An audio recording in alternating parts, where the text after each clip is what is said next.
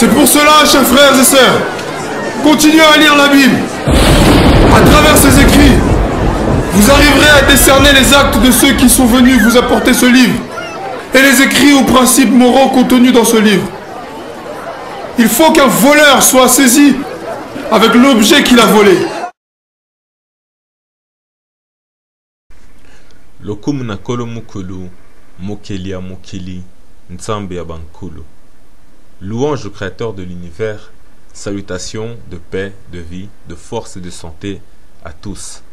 Chers frères et sœurs, je fais cette vidéo suite à 2 messages privés que j'ai reçus sur Facebook et je passe la paix aux frères qui m'ont écrit ces messages. Le premier concernait la formation de ce qui semble être la carte de la République démocratique du Congo dans une synagogue en Israël dans la ville de Capernaum en Galilée. Cette synagogue serait vieille de 2000 ans. Je vais vous laisser découvrir ces quelques images et ensuite on va revenir.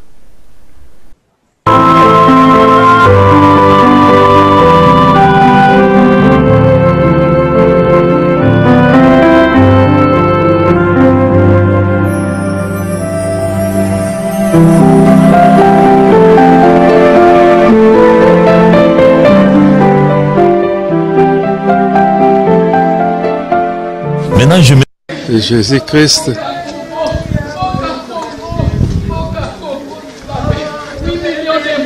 C'est ici où Jésus-Christ prêchait, enseignait, faisait aussi des miracles. Comme vous pouvez vous le constater, nous sommes dans la synagogue.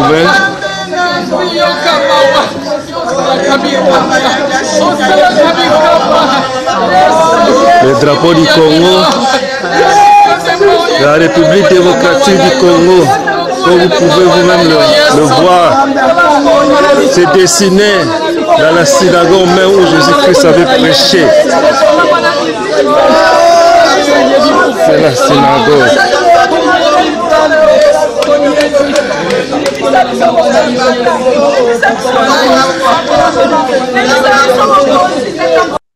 Je vous l'ai déjà, parce que c'est un pays où coule le lait et le miel. Tu as déjà, dans la première émission j'en parlais, et dans la deuxième, je rappelle qu'ici c'est la troisième, j'aimerais vous dire ceci, dans la première émission, j'ai clairement dit que Dieu avait prophétiquement déjà choisi ce pays, parce qu'il y a quelque chose de spécial, une onction spéciale, une grâce spéciale. Mais on sait très bien que quand Dieu choisit quelque chose, le diable attaque. Le diable, les amis, veut détruire. Comme Dieu avait choisi le peuple juif. Le peuple juif a été persécuté. Tous les peuples choisis. Mes amis, nous les chrétiens, les amis qui sommes choisis par Dieu, on est attaqués par le monde, par le diable. Mais quel que soit le combat, nous aurons la victoire. On sait que la carte du Congo,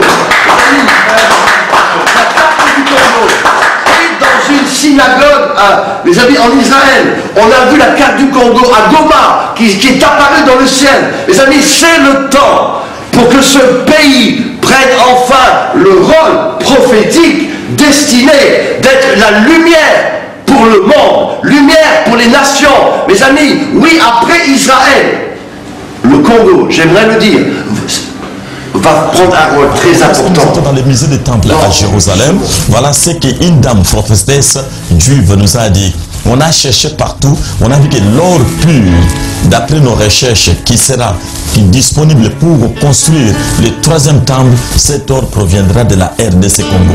Mais pour moi, les Congolais jusque-là ne comprennent pas la révélation de venir à Jérusalem pour bénir, pour adorer, amener des offrandes, amener de quoi? Des sacrifices pour soutenir Jérusalem, pour soutenir Israël. Lorsque nous nous allierons à Jérusalem, à Israël, d'après ce qui est écrit dans le livre de Genèse chapitre 12, bénis celui qui bénit Israël et maudit celui qui... Voilà que les... Comme vous avez entendu et comme vous avez vu, on voit des femmes, des mamans congolaises qui sont allées jusqu'en Israël pour visiter cette synagogue avec cette carte. On les voit pleurer, elles prient, elles demandent pardon pour le Congo.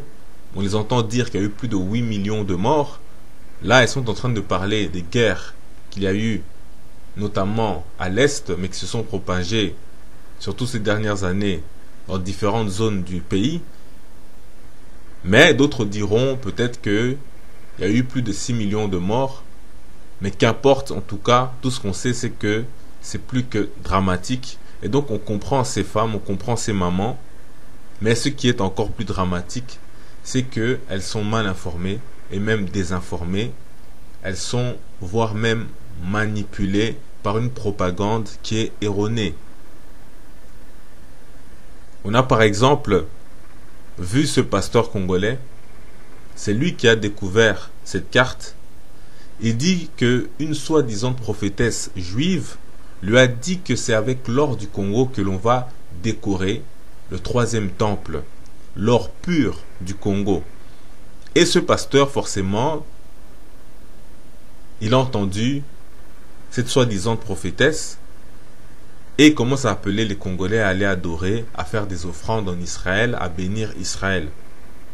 Donc, aller apporter en Israël actuel des richesses du Congo et des Congolais, déjà pauvres financièrement, mais qui doivent enrichir un pays qui est parmi les plus riches financièrement. Et aussi ce pasteur occidental qu'on a vu dans l'autre extrait, qui vient maintenant flatter les Congolais pour les attirer à lui, et ensuite forcément ça va lui profiter, ça va l'enrichir. Et lui aussi, on l'entend mentionner cette carte. Mais déjà, les Congolais en particulier, et les Noirs en général, doivent être informés que les Juifs actuels, blancs, dans l'actuel Israël, sont des descendants de convertis au judaïsme talmudique tardivement dans l'histoire. Ils ne sont donc pas les Israélites de la Bible. Les Israélites de la Bible étaient noirs. Et même les habitants de l'actuel Israël ou Palestine étaient noirs il y a encore 2000 ans. Et ce, bien avant que les ancêtres des Juifs actuels blancs ne se convertissent. On va rappeler donc quelques témoignages d'historiens ayant vécu il y a 2000 ans et ce qu'ils disent à ce sujet. 2000 ans, c'est l'époque supposée du Christ et des apôtres, d'après ce qu'on raconte selon l'histoire officielle, entre guillemets.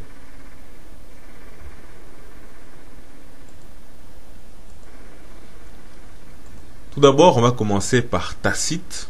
Tacite, qui est un historien et sénateur romain, qui est né en 58, avant, ou plutôt en 50 ans, qui est né en 58 de l'ère chrétienne et qui est mort vers 120 après Jésus-Christ.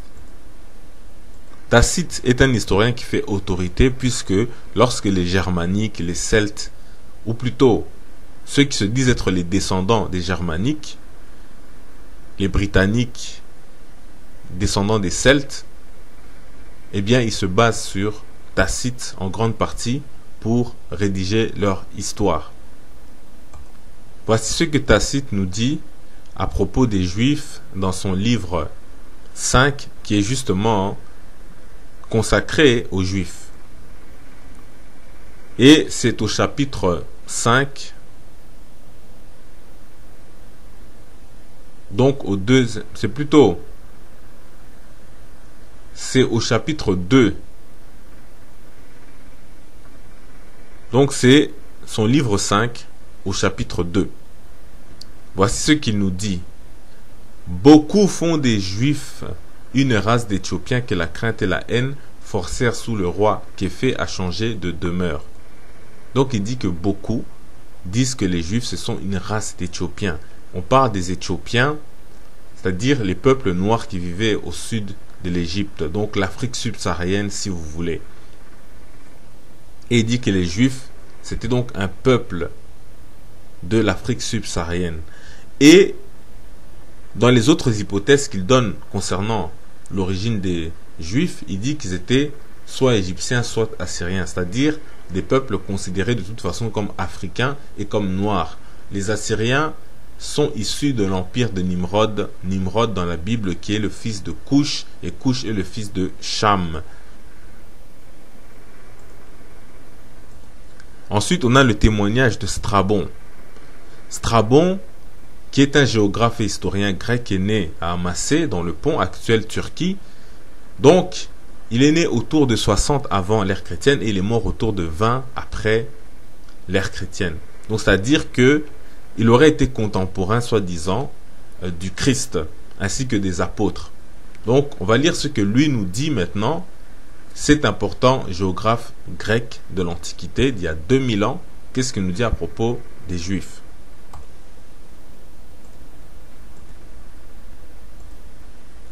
Donc, il nous dit la chose suivante.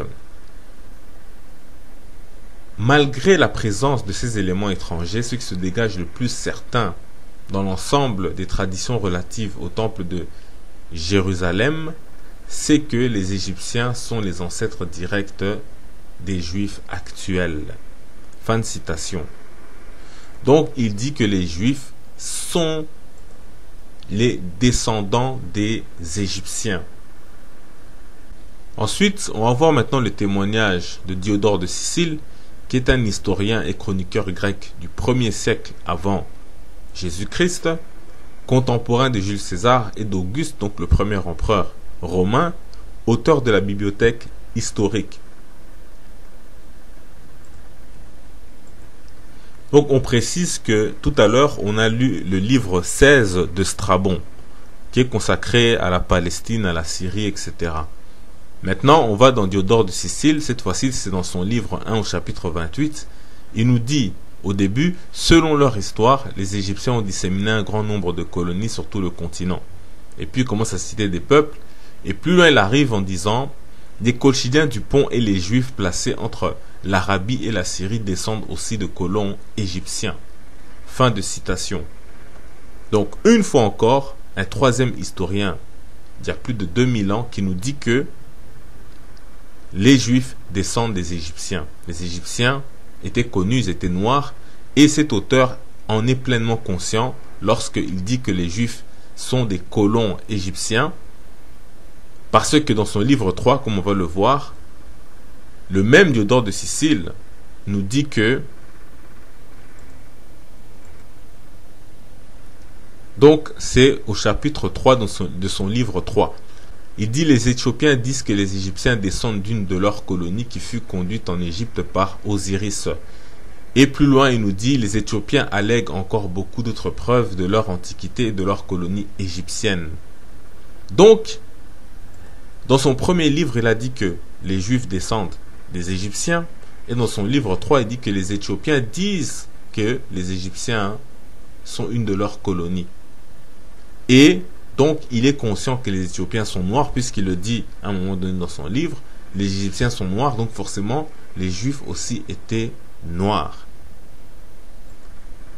Et qui est mieux pour en parler entre les faux pasteurs évangéliques et celui qui est considéré pour beaucoup comme le plus grand rabbin de l'histoire du judaïsme actuel, donc chez les Juifs actuels, c'est-à-dire Rabbi Eliezer.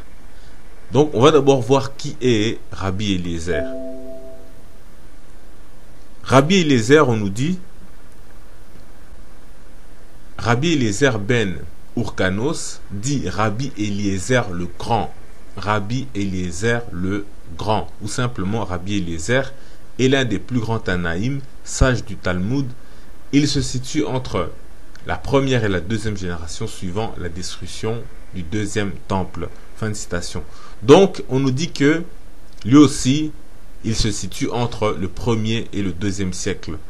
C'est-à-dire que l'époque où on dit que le temple, le 2e temple, s'il y a eu d'abord un 1er temple, à cet endroit-là, qui serait le temple de Salomon, et en tout cas, il est certain que à cette époque-là, il y a eu un temple dans une ville appelée Jérusalem, dans l'actuelle Palestine, qu'on appelait la Judée à l'époque. Donc, il nous dit que ce sage-là, ce grand rabbin, aurait vécu à cette époque-là. Et donc, avant de voir ce que nous dit Rabbi Eliezer, on va d'abord rapidement jeter un regard sur le site qui nous donne les commentaires de Rabbi Eliezer. C'est le site Sepharia, comme vous le voyez. ce n'est pas un site africain ou congolais, non, c'est un site purement juif. Vous pouvez aller le vérifier. Et on nous dit que c'est une bibliothèque vivante des textes juifs et que ça explore 3000 ans de textes juifs en hébreu traduits en anglais. Donc ça, c'est le site Sepharea. Maintenant, on va aller voir donc le commentaire de Rabbi Eliezer à propos du texte de la Genèse. Il faut savoir que Rabbi Eliezer est connu comme le premier rabbin à avoir fait les commentaires de la Torah. Et donc, on l'appelle le grand. C'est le rabbin qui porte le nom de grand, considéré comme le plus grand des rabbins. Donc, comme vous pouvez le voir ici, c'est bien écrit Pirkei de Rabbi Eliezer, donc le chapitre 24. Donc, vous avez le texte en hébreu et ensuite vous avez le texte en anglais. Mais on va le mettre en français avec Google. Comme ça, on va le lire directement. Donc, on nous dit Noé a amené ses fils et ses petits-fils et il les a bénis avec plusieurs colonies et les a donnés en héritage à toute la terre. Il a particulièrement béni Shem et ses fils, donc Sem et ses fils, les rendant sombres mais charmants. Et il leur a donné la terre habitable. Il a béni Cham et ses fils, les rendant sombres comme le corbeau. Il leur donna en héritage la côte de la mer. Il bénit Japhet et ses fils, les rendant entièrement blancs, et leur donna en héritage le désert et ses champs. Le désert et ses champs, on a donné à Japhet et à ses descendants le désert. Et on dit ceci sont les héritages dont il les a dotés. Donc on nous a dit que Cham et Sem, le père des Sémites, étaient des noirs, c'était des gens sombres, tandis que le seul qui était blanc, c'était Japhet. Donc ça, c'est un commentaire de Rabbi Eliezer. Le texte date environ du 7e siècle, qui est attribué donc à Rabbi Eliezer qui a vécu donc 700 ans à peu près auparavant. Donc il y a à peu près 2000 ans. Maintenant, il serait quand même bon de préciser d'où lui vient le style à Rabbi Eliezer lorsqu'il dit que Sem était noir ou bien sombre mais charmant ou bien mais beau.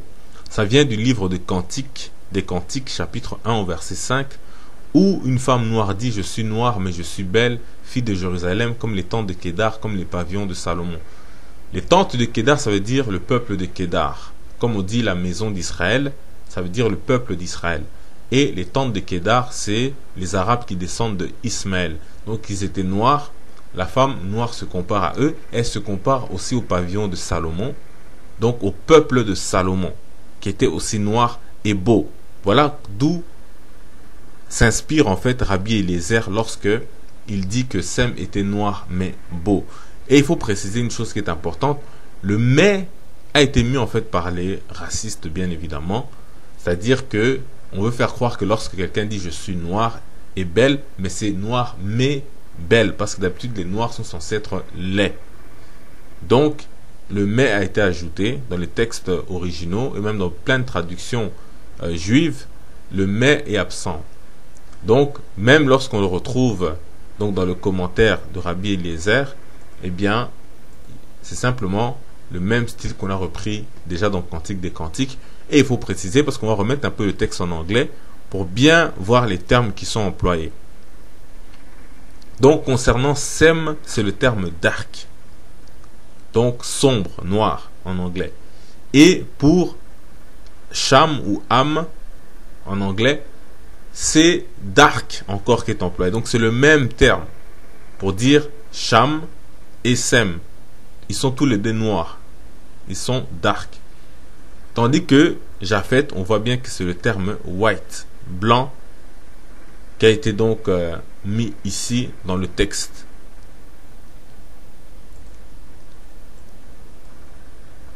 Donc ainsi, on a vu la couleur des Sémites. et de leurs descendants, puisque dans le texte, il dit à chaque fois Sem et ses descendants. Donc, il n'a pas dit juste Sem qui était noir et puis ses descendants sont peut-être devenus blancs ou autres. Non, elle a dit Sem et ses descendants, Cham et ses descendants, Japhet et ses descendants.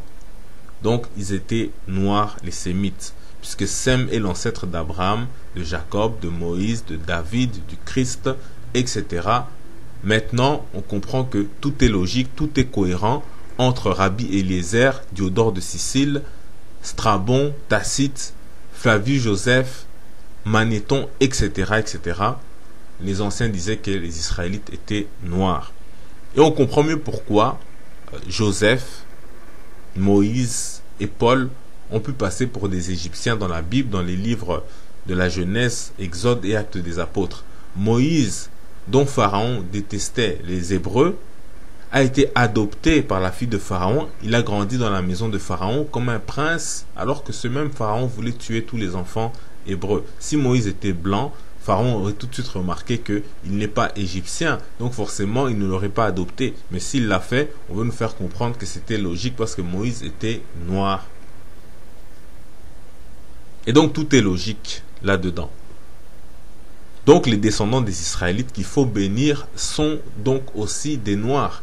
Les Congolais et les autres Africains noirs israélites, que ce soit d'Afrique de l'Ouest, de l'Est, du Sud, du Nord, et ainsi que les Noirs israélites des 4 coins du monde, des Antilles, du Moyen-Orient, etc. Eux, c'est à eux d'abord que revient la bénédiction. Mais les nations ne nous bénissent pas. Au contraire, mais ils prospèrent quand même selon ce monde et nous on s'appauvrit car on ne sait plus en fait qui on est. On a oublié le Créateur et le Créateur nous a oubliés. Donc c'est le moment de revenir au Créateur et de savoir maintenant qui on est. Voilà pourquoi il faut se réveiller. En lingala on dit Kolamuka. On est bientôt en 2019. Les Noirs ont un contrat avec les États-Unis d'Amérique. Donald Trump l'a encore confirmé. Et Nkolo, c'est-à-dire Dieu, est témoin entre nous. Mais si on ne se réveille pas, c'est nous qui aurons choisi nous-mêmes les prolongations.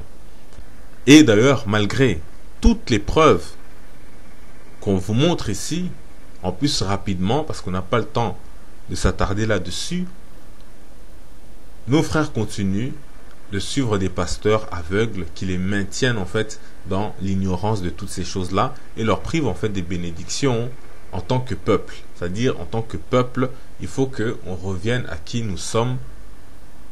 Et là, maintenant, le Créateur, puisqu'on retourne dans sa voie, il va nous bénir. Comme cela est conforme. Et pour un peu plus en prendre conscience, on va revenir à notre carte du Congo, puisqu'elle se trouve dans une synagogue à Capernaum, soi-disant en Galilée. Il faut préciser que, en ce qui nous concerne, nous, on considère que la terre d'Israël actuelle, la Judée, ce n'est pas la terre promise. C'est simplement une terre de transposition du récit, en apparence, dans les textes que nous lisons. Mais lorsqu'on lit avec la tradition, les mots sont plus profonds et nous ramènent à d'autres réalités, mais qui sont manifestes dès lors qu'on les aborde avec la tradition. On comprend mieux qu'est-ce que la Bible a voulu dire par tel ou tel terme. Mais bon, donc, voyons ce que nous dit notre tradition, parce que, à propos du terme Galilée, parce que si nous avons un rapport avec l'Israël biblique, eh bien c'est par la langue que cela peut le mieux se vérifier. Et on sait que le Christ était originaire de la Galilée selon la Bible. Que signifie Galilée? Définition de Galilée, circuit. Si on regarde les synonymes de circuit, eh bien on voit qu'on a cercle et on a tour. Un tour en lingala se dit ngala, qui veut aussi dire cercle, cycle, etc. Donc c'est le terme ngala. On a Galilée qui signifie circuit, cercle, tour, et on a ngala qui signifie circuit, cycle, tour, etc. C'est le même terme. Mais ngala, c'est aussi briller, s'aggraver, etc. par exemple. Et on le retrouve sous la forme de ngalela pour, par exemple, s'aggraver. Mais en fait, cela vaut aussi pour les autres termes comme briller, cercle, tour, etc. qui ont la même racine, c'est-à-dire le terme ngala, tout comme s'aggraver. Donc, tous ces termes-là peuvent aussi prendre une forme comme ngalela, dépendamment de l'usage qu'on en fait dans une phrase. Donc, un tour ou un circuit, donc Galilée en hébreu, vient du lingala, ngalela, ngalila, etc. Ou ngelela, et ainsi de suite. Donc, on passe de ngala à ngalela, et on obtient Galilée, qui signifie le circuit, un cycle, un tour, un cercle, etc., etc. Donc, on voit que c'est clair. Mais on ne va pas trop s'attarder là-dessus non plus aujourd'hui. On reparlera de cette carte dans une autre vidéo sur Kinkolo Alingi pour parler cette fois de l'aspect géographique d'Israël, mais aussi pour voir le nom Capernaum et synagogue, puisqu'on a trouvé ça, cette carte, dans une synagogue, dans une ville qui s'appellerait Capernaum en Galilée, soi-disant qui serait la Galilée originelle. Et puisque cette carte nous a menés au Congo, donc il est intéressant de voir un peu ce qui s'y passe actuellement. C'est ça le sujet en fait du second message que j'avais reçu. Un frère m'avait demandé en fait mon avis sur les élections présidentielles qui sont censées se dérouler en cette fin d'année 2018. C'était même censé se dérouler ce 23 décembre, mais ça a été annulé, reporté au 30 décembre soi-disant. On ne sait pas si le 30 décembre, qu'est-ce qu'on va encore sortir, ou bien qu'est-ce qui va encore se passer. Et pour le frère Walika Lekme pose aussi la question par rapport donc à ce prophète occidental qui parlait du Congo, etc. Donc j'ai répondu indirectement en disant tout simplement que nous, on ne fait pas attention à ce que ces gens-là disent. On sait de toute façon que on est le peuple d'Israël biblique. Israël, c'est du lingala. C'est un mot en lingala qu'on utilise pratiquement tous les jours. C'est sûr, certain qu'il y a un Congolais tous les jours quelque part dans ce monde qui utilise le terme Israël. Mais là encore, c'est parce que comme nous explique le livre de Ésaïe, le Kolo nous a aveuglés. Donc on dit Israël, mais on ne le ressent même pas parce que on est aveuglé. Mais les yeux commencent à s'ouvrir et à ce moment-là, eh bien, on n'aura pas besoin que ce pasteur occidental vienne nous dire que vous êtes soi-disant le peuple choisi, etc., etc.